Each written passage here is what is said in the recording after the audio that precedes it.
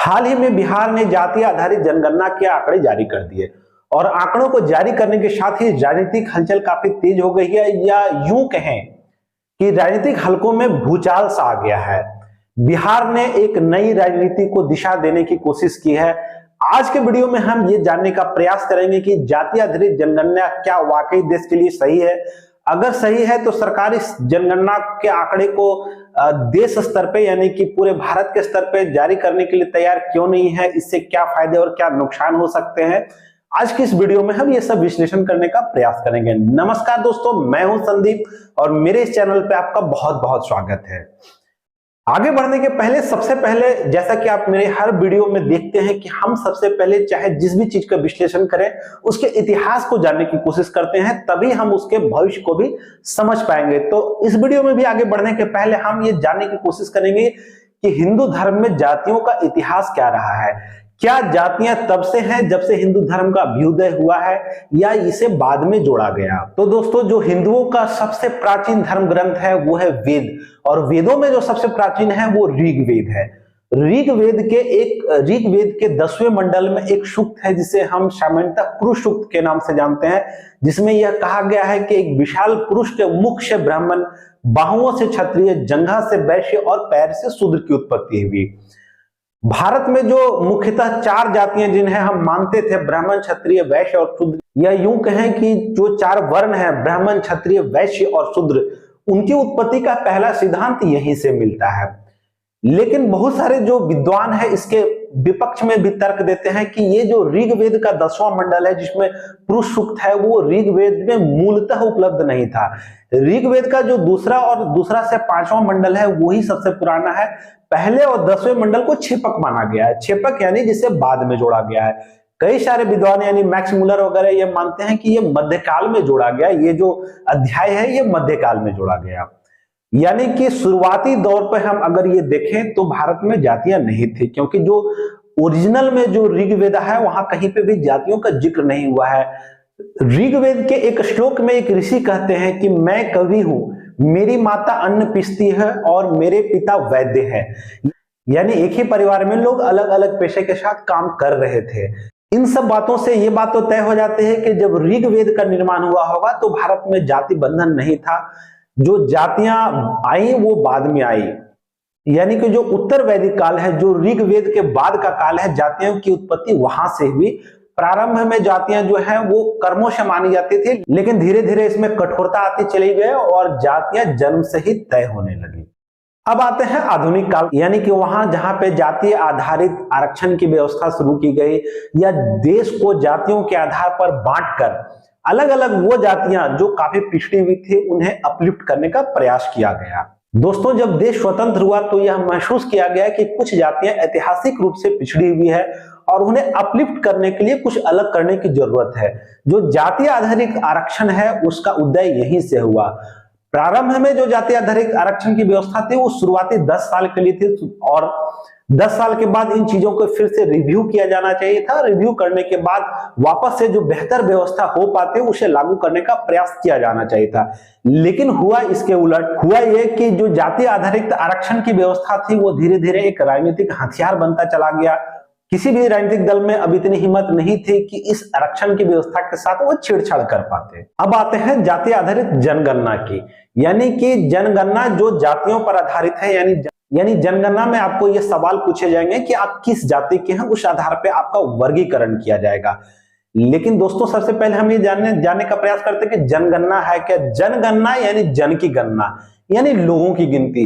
जो पहली जनगणना थी देश में वो लॉर्ड मेयो के कार्यकाल में की गई थी, और उसके बाद यह तय किया गया था कि प्रत्येक 10 वर्ष में भारत की जनगणना होगी। जो 1931 में जो भारत में जनगणना की गई थी वो जाति आधारित जनगणना की गई थी, जिसे हम SECC यानी सोशो इकोनॉमिक कास्ट सेंसस के नाम से भी जानते हैं। लेकिन उसके बाद इन आंकड़ों को सार्वजनिक नहीं किया गया। सिर्फ SC ST के आंकड़े को सार्वजनिक किए गए, OBC के आंकड़ों को कभी सार्वजनिक नहीं किया गया।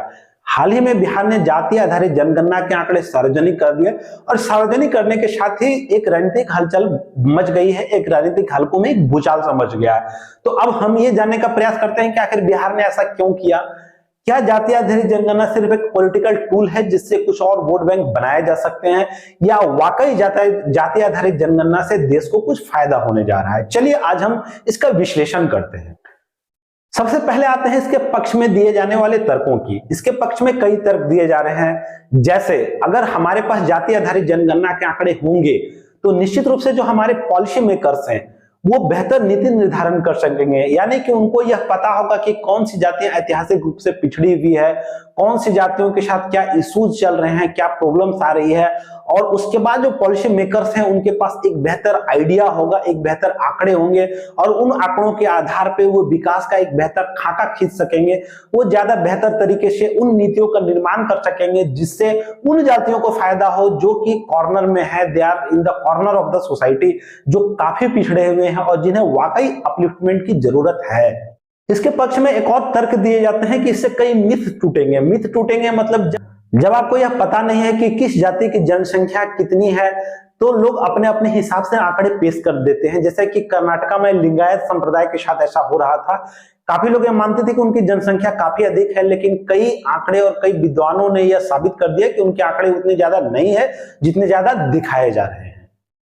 अब इसके समर्थन में चाहे तर्क कुछ भी दिए जाएं, लेकिन इतना तो तय है कि जाति आधारित जनगणना जो है वो निश्चित रूप से जाति आधारित हमारी आरक्षण व्यवस्था को प्रभावित करने जा रहा है। यानी कि सुप्रीम कोर्ट ने कई निर्णयों में यह व्यवस्था जो दी थी कि जो आरक्षण है वो 50% से ज्यादा नहीं होनी चाहिए। निश्चित रूप से जाति आधारित जनगणना के बाद ये दीवारें टूटने जा रही है। हमारे जो पॉलिसी मेकर्स हैं, हमारे जो नेता हैं, वो निश्चित रूप से कुछ ना कुछ ऐसा करने की कोशिश करेंगे कि ये जो 50% की आरक्षण व्यवस्था है उस दीवार को तोड़ा जा सके। अब आते हैं इसके विपक्ष में दिए जाने वाले तर्कों की कि इससे देश को क्या वाकई फायदा होगा या नुकसान होगा। कई सारे विद्वान और विश्लेषक यह मानते हैं कि इससे देश को कोई भी फायदा नहीं होने जा रहा है, इससे देश को नुकसान ही होने जा रहा है। तो चलिए हम ये व्याख्या करते हैं कि इससे देश को क्या नुकसान होने जा रहा है। पहला, this will further increase the casteism, यानी कि अगर आज आप एक विकसित भारत की परिकल्पना करते हैं तो निश्चित रूप से आपको यह बात माननी पड़ेगी कि जितनी ज्यादा जल्दी हो सके हमें जाति आधारित जो भी व्यवस्थाएं हैं उसे खत्म करनी पड़ेगी, तभी देश में समानता आ पाएगी। लेकिन कास्ट बेस्ड सेंसस जो है वो निश्चित रूप से जो कास्टिज्म है उसको बढ़ाएगा, उसको घटाएगा नहीं, और जो कास्ट से रिलेटेड जो भी समस्याएं हैं हमारे पास वो भी बढ़ेंगी, वो घटने वाली बिल्कुल भी नहीं है। इसके विपक्ष में जो तर्क दिए जाते हैं वो विल क्रिएट मेरिटोक्रेसी। कैसे? दोस्तों सबसे पहले हम आपको ये बताना चाहते हैं कि आप एक देश की कल्पना कीजिए। चलिए एक डेवलप देश की कल्पना करते हैं, मसलन यूएसए। यूएसए इतना डेवलप क्यों है, इसके पीछे रीजन क्या है?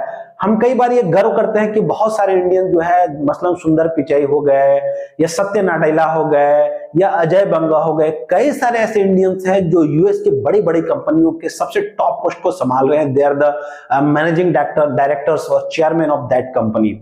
ये कैसे संभव हुआ? क्यों ऐसा हुआ कि भारत से गया हुआ कोई आप्रवासी इतनी आगे उस कंपनी में बढ़ गया कि वो टॉप पे चला गया? इसका रीजन है दोस्तों कि जो यूनाइटेड स्टेट्स ऑफ अमेरिका है वो मेरिटोक्रेसी पे सबसे ज्यादा भरोसा करता है, यानी कि उसे कास्ट यानी दूसरी चीजों से उसे ज्यादा मतलब नहीं है।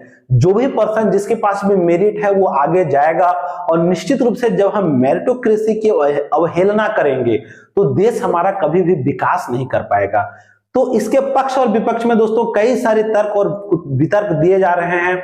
हालांकि पटना हाईकोर्ट ने यह फैसला दिया था कि बिहार सरकार जो है वो जाति आधारित जो भी जनगणना के आंकड़े हैं उन्हें वो प्रकाशित कर सकते हैं, लेकिन यह मामला वापस से सुप्रीम कोर्ट चला गया है।